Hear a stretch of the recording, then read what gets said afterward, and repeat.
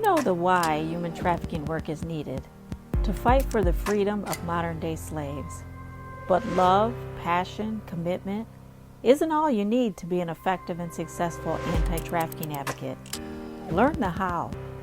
I'm Dr. Celia Williamson, Director of the Human Trafficking and Social Justice Institute at the University of Toledo. Welcome to the Emancipation Nation podcast, where I'll provide you with the latest and best methods, policy, and practice discussed by experienced experts in the field so that you can cut through the noise, save time, and be about the work of saving lives. Welcome to the Emancipation Nation podcast. Today I have Chris Lim on the line, and Chris has 14 years of law enforcement experience from LA. He has 6 years in nonprofit, 2 years in a university. He's been doing anti-trafficking work for several years. He has an undergraduate degree in philosophy and MBA.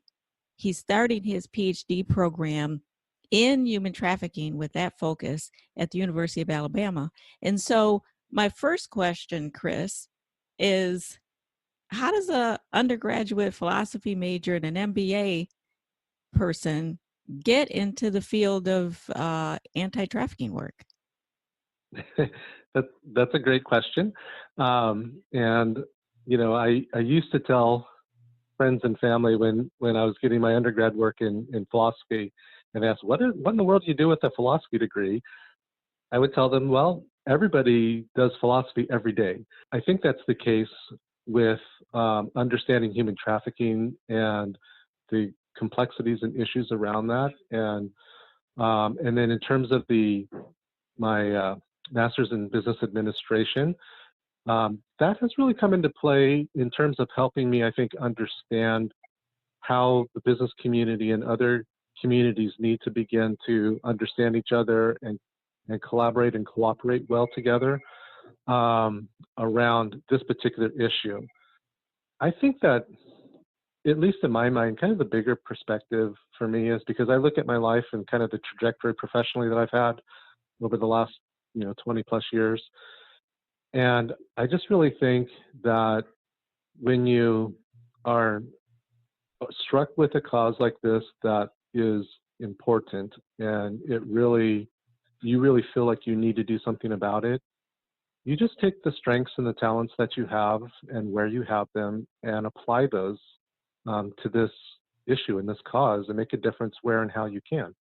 Yeah, I think that you have used all the tools in your toolbox to really do. You worked in the Saving Innocence program. Was that in California? Yes, that's a great nonprofit in Southern California that works with minors who are victims of sex trafficking, kind of in the greater Southern California area.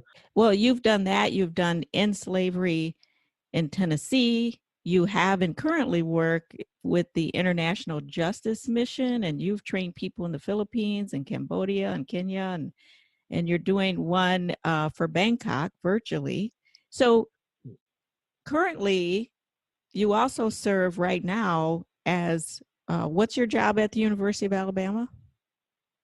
Yeah, so I'm in the School of Social Work, and the university received a grant, was awarded a grant from the Department of Justice to create a statewide human trafficking protocol. And so I've been here at the University of Alabama in social work for the past 2 years working on that. Wow. And so that really is true. Like your degrees, you've used your degrees to really help you, particularly a philosophy degree, because you've been across different type of groups, different states, different constituencies and stakeholders. They all have probably varying agendas. How do you understand and navigate the different stakeholders in the different cultures? How do you even learn the players when you come to a community? Yeah, those are a couple good questions there. I think that last question that you asked in terms of how do you learn the players when you come to a community is one of the most important ones. And that's what I've had to do here in Alabama because I'm new to Alabama and I came to Alabama specifically for this purpose.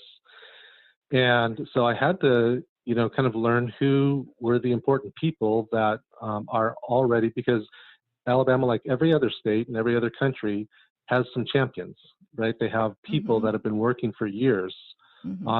on this issue.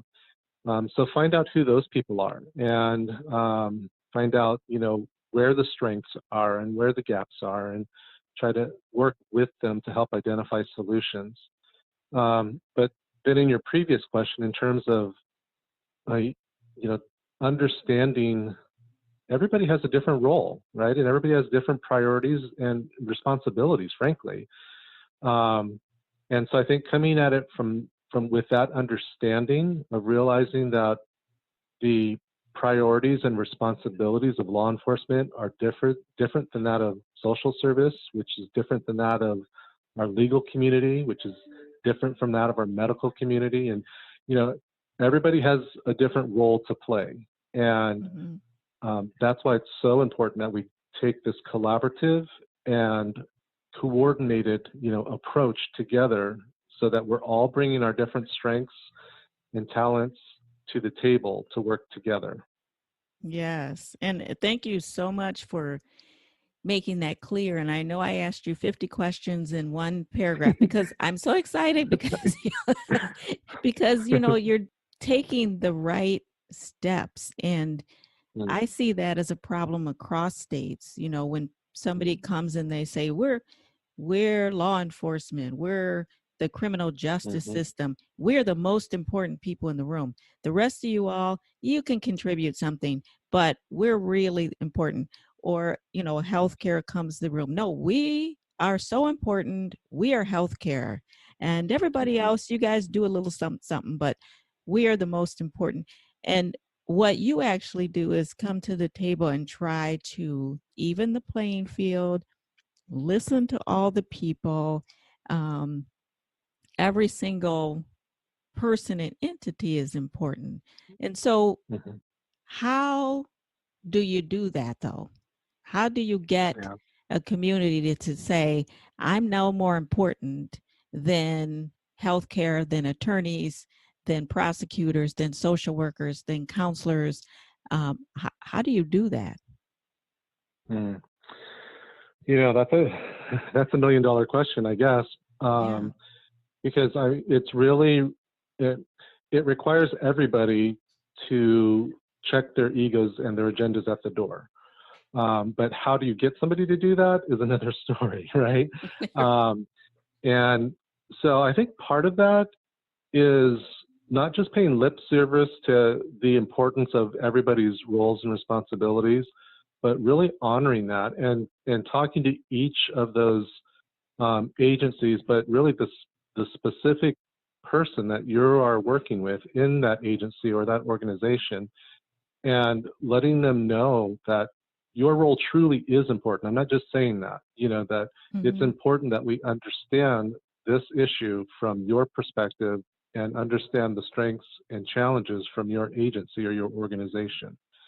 And then Mm-hmm. figuring out, how do we then come together with all of our different strengths and all of our different weaknesses, and make one solid team to address this. And so that's that's the $1 million question. If you Mm-hmm. if you are not starting with people that have checked their egos at the door, then I think, as whatever position you're in, a lot of communities, maybe it's somebody from an NGO that really has a passion and is willing to do what it takes to make a difference. So that person then needs to speak into law enforcement or into the justice system or into the medical field or social service fields. And, just by the nature, we would all look at, somebody that doesn't have those degrees or those roles of authority or responsibility as somebody that's less. Mm-hmm. But even if you're that person in your community, you need to come to those folks and let them know that I really honor and trust and respect you and your role. And we need to figure out how to do this together to make this work. Right. So I love that because it really is checking your ego at the door and doing some internal work on yourself to really be focused on the mission and not so much on, you know, what your career is or what you have to gain, or even not even what you have to gain or your career, but being able to come outside your own head, your own discipline, Mm-hmm. because you drank the Kool-Aid and you think that your discipline Mm-hmm. is the Mm-hmm. key to ending trafficking, and it's not, because you have to engage other disciplines. So Right. how do you identify, once people come to the table and they say, okay, I'm going to try this new word called collaboration, that I thought I knew, um, how do you then go about identifying the gaps or identifying the strengths or the needs? You're doing a statewide human trafficking Yeah. protocol. How do you even go from there? Helping people work and play well together. Okay, if we're doing Right. that, then what do we need to do next? Yeah. Interestingly, I think it's easier to, or at least for me, it's been easier to identify the gaps and the needs than it is to identify the strengths. Because Mm-hmm. when you sit down and talk with somebody, whether it's a one-on-one with somebody, or maybe in some community meeting or in a focus group, you're going to immediately hear where those gaps and those difficulties are, because that's going to be their complaints. And that's going to be, they're like, Mm-hmm. hey, I'm really frustrated with this or with that. Um, the strengths, on the other hand, sometimes are a little bit more difficult to actually identify, because we need to begin to identify, who in the community is using, those best practices in terms of being trauma informed and victim focused. Mm-hmm. Who in the community is actually conducting good training? Where are the good resources in our community um, that both the service providers and the victims can access, for Mm-hmm. services, and so that, at least in my experiences, tends to be a more difficult and a longer process of just really digging and asking a lot of questions and talking to a lot of people. Yes, because and you need to take that time to do that, because there are hidden gems and jewels around That's right. communities that you need to find out. And I know before we started recording, you talked a little bit about, maybe going to a community or a state where there might be strong anti-trafficking laws, but perhaps not enough infrastructure, or going to a community where individuals are really passionate and doing work, but not really the state supporting that in strong laws. How do you navigate those systems? Yeah, I think it's taking the strengths that you have and trying to build on those. I mean, another example that I could use are those states, and where I came from in California is one of them, in the Los Angeles County area, where law enforcement decided to stop arresting minors for prostitution or prostitution-related charges, Mm. understanding them as actual victims, long before there was actual legislation on the books decriminalizing that. And so there's even that aspect too, where you might even have people that are doing good work even before it's Mm-hmm. technically required of them, Mm-hmm. and so it's really, when you are able to identify what those strengths are, kind of building on those and building, with the building blocks that you have, and then seeing, where are those things that are kind of essential and needed things that we don't have, and there's really just a few of those things that are essential, but it's just a lot of that comes through the training, and so where Mm-hmm. there's opportunity for growth and improvement and understanding of how to do all of this, typically it's training in something, whether it's Mm-hmm. Mm-hmm. trauma informed training or, protocol training or whatever.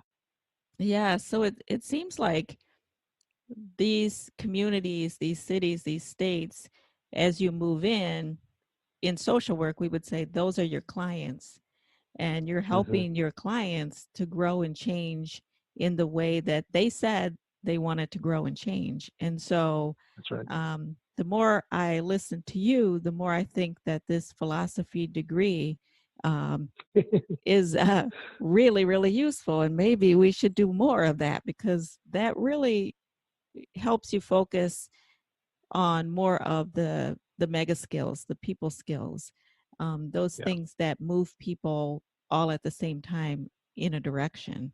So, what I know it's all not kumbaya and bunnies and rainbows. So, what is it that has frustrated you the most as you've gone in and out of communities and helped people focus in on anti-trafficking work?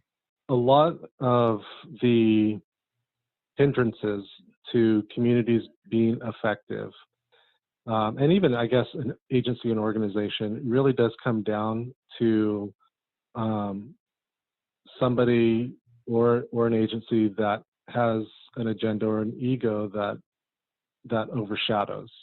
And that happens on an individual basis where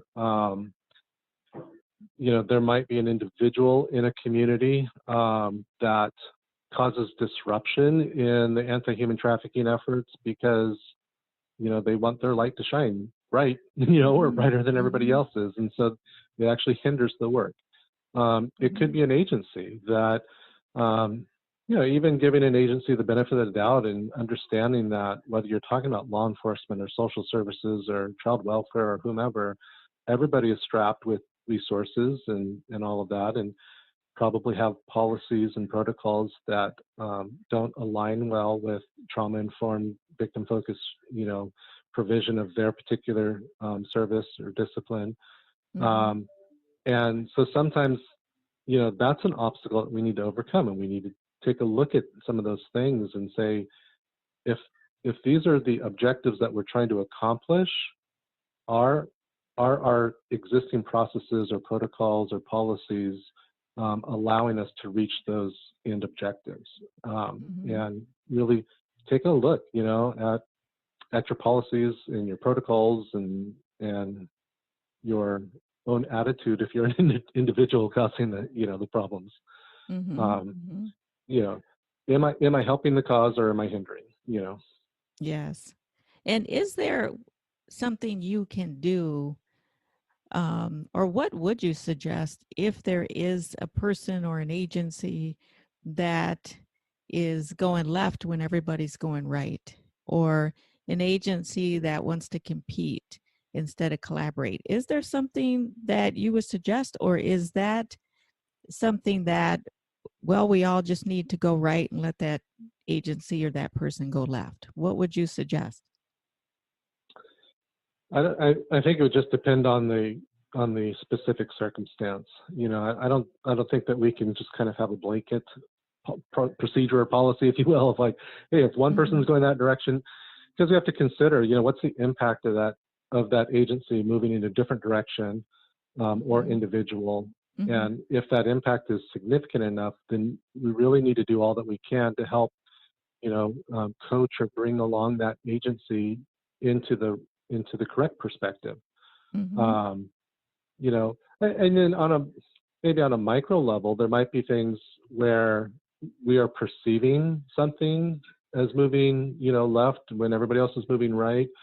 And a simple conversation, an honest and open conversation with somebody will Mm-hmm. help us understand that maybe there's other factors that were in play. And now that all of those cards are on the table, we can Mm-hmm. now, find a proper solution.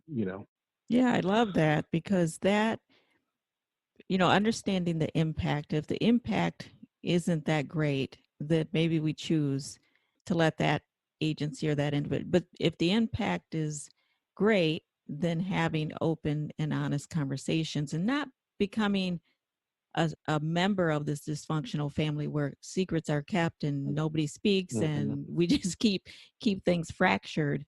But I love the Yeah. advice of having open and honest conversations and focusing on the mission and how this might hurt the mission. So Yeah. what do you do in your personal life to de-stress? I mean, I know you're doing a lot of great work and I know it takes a lot of hours and a lot of weeks and months. What do you do to, just let go of stress and maybe relax? The self-care and all of that. And I think that we all talk about that better than we actually do it, probably. Yes. Yeah. Well, and in light of that, actually, too, I mean, I'm a proponent of really true self-care, or even, what people call soul care, and not, some of these other things where we sometimes jokingly talk about, oh, well, I'll just go out and have a drink after work or whatever, Hmm. and, Hmm. sometimes that could cause, more, more More harm than good. problems. Yeah. Yeah. Um, so, I mean, for me personally, what I should be doing more of in terms of that is, a few years back, I took up painting, and I Hmm. really enjoy that. And when I when I discipline myself to sit down and actually do it, for me, it's very therapeutic, because it gets my mind out of everything, and I'm just focusing on painting. Hmm. But I can do that with reading good books too. That ones that I enjoy reading, and all of that. I I pray a lot and just ask God to give me wisdom and guidance on how to do all of this, and really Hmm. depend upon that for strength and for peace. And so I think there's a lot of things I should be doing better, in terms of that, that I'm not doing well, and all of those things I'm not doing well at, but I should be doing better at. But those are the kind of some of the things for me. And what's your dream if everybody worked and played well together and things went exactly the way they should? What would the University of Alabama or the state of Alabama look like? Well, I guess it would be kind of just what you described, but in a way that, um, all of our all of our policies and processes they fit well together, hand in glove, um, and all of our training doesn't necessarily have to be exactly the same, but is aligned in terms of priority, and um, definitions, and things like that. That that as a state, we are looking at, how to approach the, all the varying aspects of human trafficking and exploitation in a strategic way, so Hmm. that we're not either duplicating the wheel, or one group is working on something, and other people are working on something else. So we're Hmm. kind of approaching this with one voice, one mind, one vision, but with our separate and distinct roles, responsibilities, personalities, and all of that. Yeah, I love that. And so, year one of the Mhm. statewide protocol, what was the vision and what did you get done? So, well, this particular um, grant is a 3-year grant to create the protocol. And so we're actually in year 3 of the process. So year 1, what we did was the research. And so we went and conducted 20 different focus groups geographically located throughout the entire state, and invited the key stakeholders that have actual experience in dealing with in dealing with human trafficking, whether it's on the victim services side, or law enforcement, legal, social service side. Um, and we had 114 participants from those 20 different focus groups, and that gave us a lot of data, And so Hmm. we took all of that data, and in year 2 began to analyze it and deepen relationships with some of those, well, not some, but all of the key players and entities, um, and began to form working groups around different themes. Like, so we have a law enforcement working group, and a legal working group, and a social service working group, and things like that. And so in year 2, we took all of these groups, and the analysis from the data from our focus groups, and really began to identify, where are those gaps, where are the needs and the opportunities, where are the strengths and the resources that we're using well. And in this year, year 3, is when we're actually putting language um, to it. And so this year we're doing a lot of writing, and we're writing Hmm. about, what the processes should look like, what the protocols should look like, what the training should look like. Um, and um, and one of the challenges, I think, that I have, and I think is common to anybody that's trying to look at this from a larger footprint is just the differences throughout the state in terms of resources and capacities. We have, in general, Alabama is a very poor state, so we don't, in general, have a lot of resources. There are some big major cities that have a lot more resources than some of the poor and more remote counties. And so just really kind of trying to figure out, what does an effective human trafficking response and approach look like in a rural area versus more of a metropolitan area? And so all of these different things are things that we're working on and considering. Oh, that's fascinating. And so if someone were in a position to start doing what you're doing on a state level or even on a county level, because sometimes there are cities, more metropolitan, big cities, and then surrounding kind of rural areas and suburban areas. So on either level, if somebody was interested in starting to do this type of work, where can they get a hold of you? And do you consult with other communities ever or do presentations? Yeah, absolutely. We'd love to. My email, and if you have show notes, you're welcome to put you have my email. You can put that in there. But my email is just my name, Chris, CHRIS.lim, LIM, @ua.edu. And so they could definitely reach out to me there, and I'd be happy to do what I can. There's, and Dr. Williamson, there's a lot of really amazing, great people throughout this country that are doing amazing work. And so I don't have all the answers, and I certainly don't have all the resources. But if there's somebody contacts me and I can't help them, I definitely could probably point them to somebody who probably could. Excellent. Well, thank you so much, Chris. Are there any parting words that you have for listeners? I'm excited to be part of the work here, and I'm just thankful for the work that you do. And I know that these podcasts kind of focus a lot on other people, but I really love the fact that you have taken an approach that you are working deeply locally, but also comprehensively and globally. And that's kind of, I think, my perspective too, is dig in deep right there where you're at, but understand that you can be a resource and a help on a larger scale as well. And so thank you for what you're doing. And I really appreciate it. Well, thank you. And we will definitely talk again soon. Okay. Sounds great. Thank you so much. Thanks, Chris. Collaboration. That's the key. An old African saying, I've said it before, if you want to go fast, go alone. If you want to go far, go together. Because alone, we're smart, but together, we're brilliant. So who is it that you could be working with right now? Who are the champions in your community? What are the strengths that people have? What are some of the challenges of the people you currently work with? And what are you all's priorities and responsibilities? Who do you need to go out and get to add to your team?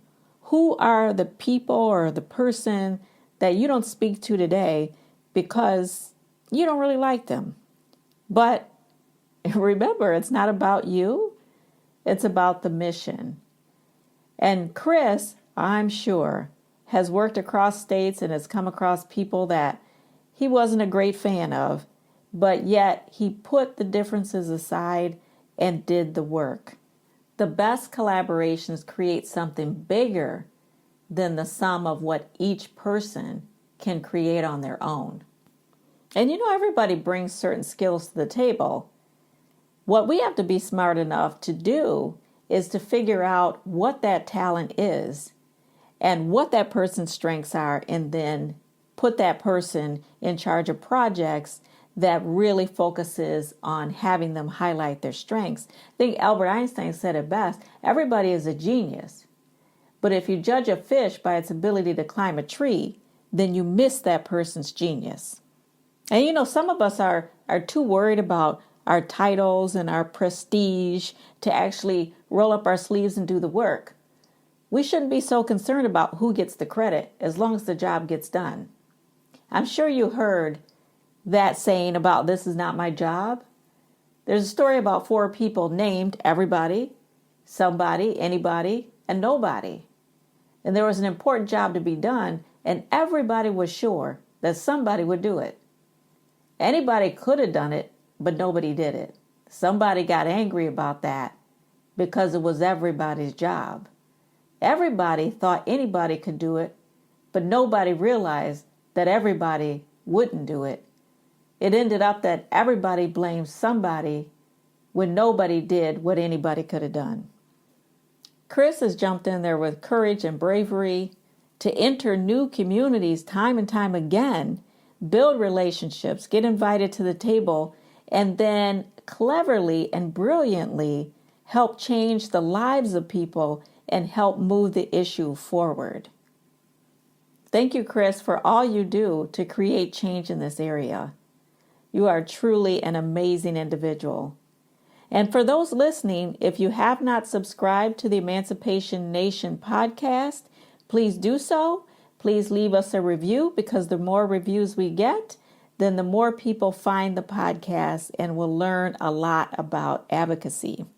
And remember, in 2020, we'll be offering some courses, some workshops, and we'll be talking about the upcoming Human Trafficking and Social Justice Conference. So stay tuned for all of that and more. Let's not just do something, let's do the best thing. If you like this episode of Emancipation Nation, please subscribe and I'll send you the weekly podcast. Until then, the fight continues.